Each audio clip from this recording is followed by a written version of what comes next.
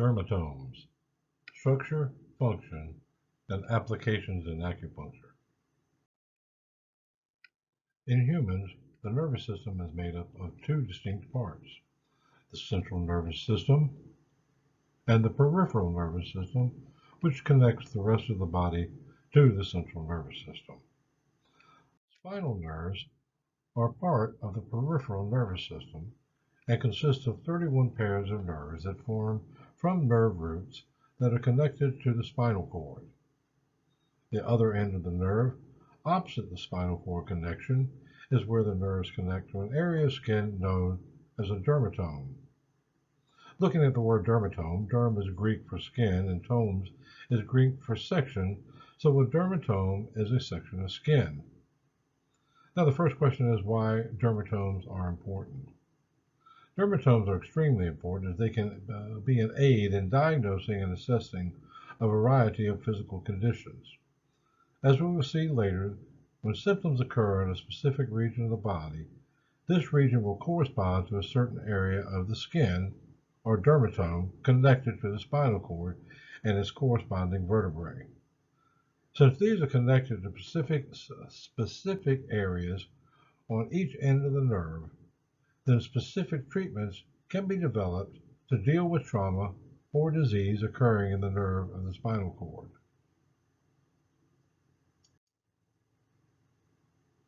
Some of these treatments that are used include those that originate in Western medicine and those that originate in Eastern medicine. One example of treatment for spinal cord injuries is acupuncture, which has its roots in Chinese medicine.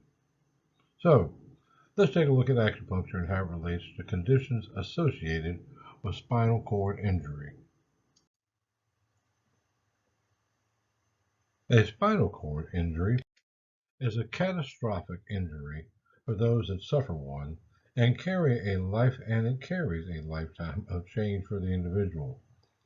A spinal cord injury causes severe damage to the vertebrae as either a partial or full dislocation or a fracture or a hematoma occurring in the spinal cord or brain stem. Or finally, direct severe damage to the spinal cord itself. In an article on the management of spinal cord injury, Tai and White focused on acupuncture as a method of treating and improving symptoms brought about by cases of neurological and physical damage through the spinal cord, which is referred to frequently as primary damage. When discussing the types of trauma that can occur to the spinal cord, the article discussed two types of trauma. These are known as complete or incomplete dislocations. Tai and White, 2006. A complete transsectional lesion of the spinal cord means that no nerve impulses can reach the section of the spinal cord that is below that lesion. Now, looking at Western medicine, neuroanatomical science looks at the connections between the central nervous system and the physical body and the communication between the two.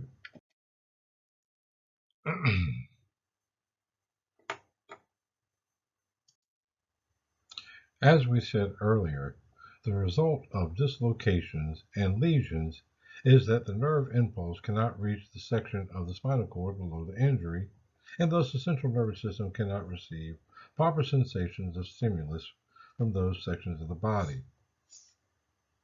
Here you can see two illustrations of lesions occurring on the nerve cell. In the upper section, you can see a dorsal root lesion blocking the flow of information along the nerve. And in the lower picture, you can see a lesion there that has swollen and is pinching the nerve and blocking the nerve impulse from reaching its destination there.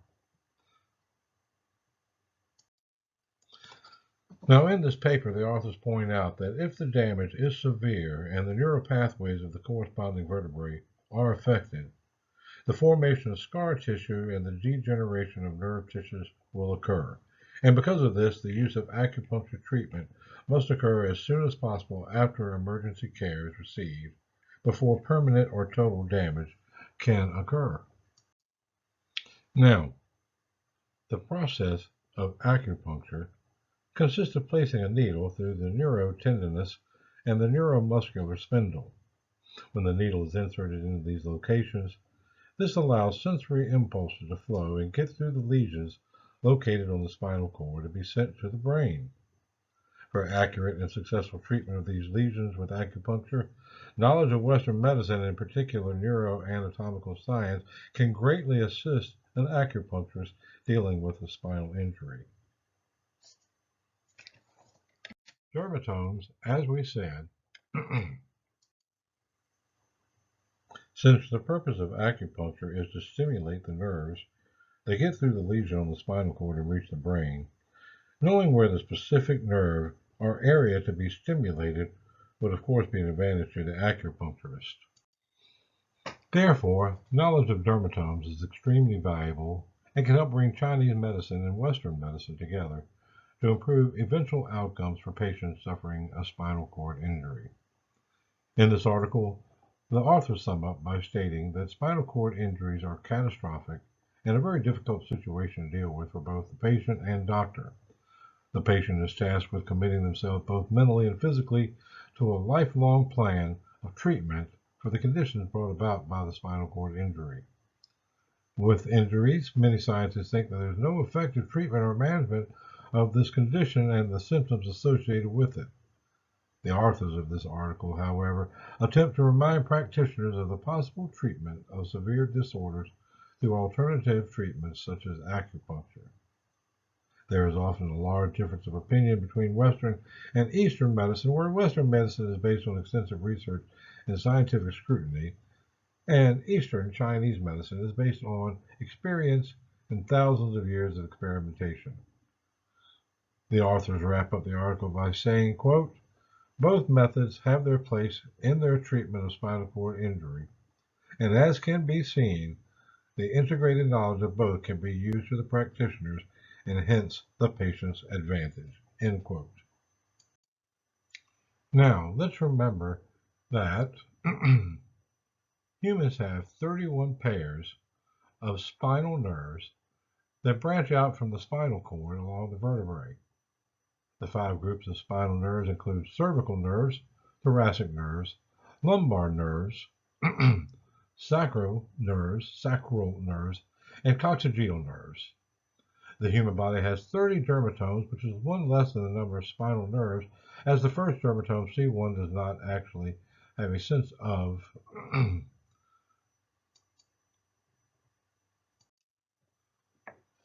a sensory nerve routed to the C1 vertebrae, and so therefore we do not list it.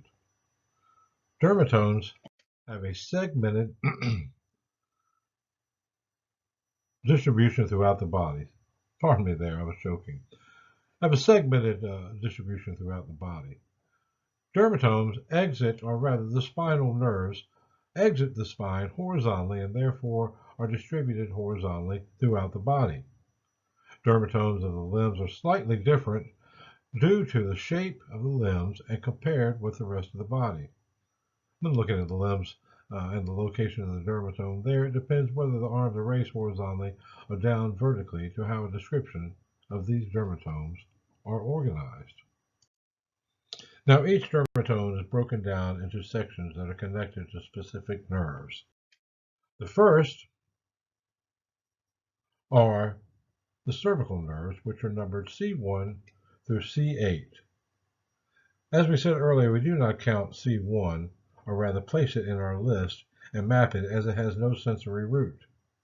The cervical nerves connect to things in areas of the body such as the jaw, the back of the head, the upper and lower neck, shoulders, collarbone, etc. They also run down the upper limbs into the fingers. Next, we have the thoracic dermatomes. These consist of 12 pairs numbered T1 through T12 and are connected to the torso of the body. The areas connected to thoracic nerves include the upper chest, front and back, areas of the breast, nipple, mid-chest, and down to the lower abdomen and mid-back. Next are the lumbar dermatomes. These are 5 pairs of spinal nerves that connect to the lower back, hips, groin, and down the leg into the feet and the first 4 toes. One of the well-known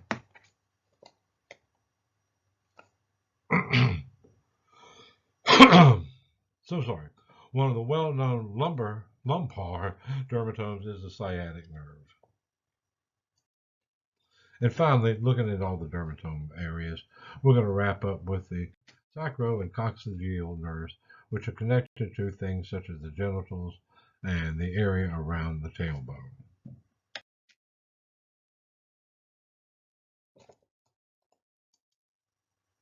So, now let's wrap up this lesson with perhaps the most important factor, and that's why is a dermatome important? Dermatomes are associated with one single nerve that has its origin on the spinal cord, and because of this, we are able to connect conditions that occur in the human body to specific areas on the spinal cord, especially in cases of spinal cord injury affecting the human body. The dermatomes can help us diagnose a variety of conditions and symptoms that occur on a specific dermatome connected to a specific nerve root on the spine. Spinal nerves relay sensory information to the brain by transmitting details from particular areas of the dermis back to your brain. The theory of dermatomes and the maps created of those regions of the body can't be looked at as must be looked at as a very valuable resource when diagnosing conditions that affect the spine or the nerve roots. Utilizing a dermatome map, these symptoms can help doctors understand which area of the spine was affected.